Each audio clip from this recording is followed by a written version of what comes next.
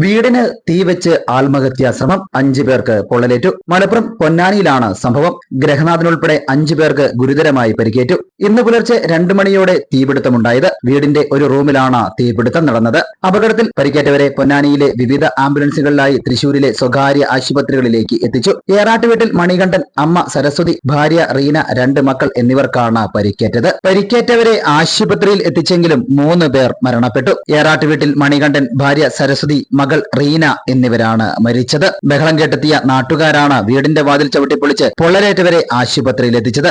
N4 news, Malappuram. കിഴക്കൻ ഏറനാടിന്റെ മലയോര മണ്ണായ നിലമ്പൂരിന് ഇനി കാഴ്ചമങ്ങില്ല. ആധുനിക സാങ്കേതിക വിദ്യകളോടെ പ്രവർത്തനം ആരംഭിച്ച ടെക്ടോണ ഐ ഹോസ്പിറ്റൽ 1000-ൽ പരം തിമിര ശസ്ത്രക്രിയകൾ വിജയകരമായി പൂർത്തിയാക്കി മുന്നേറുകയാണ്.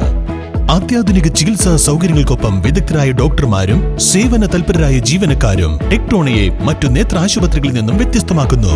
തിമിര ശസ്ത്രക്രിയ, vitreoretina, cornea, paediatric ophthalmology, glaucoma, general ophthalmology, operation theatre, lab, pharmacy തുടങ്ങിയ നിരവധി വിഭാഗങ്ങൾ.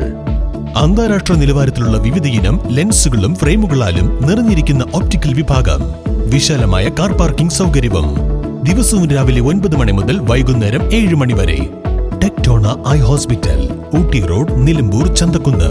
ഫോൺ 9605221501, 0493 122 1501.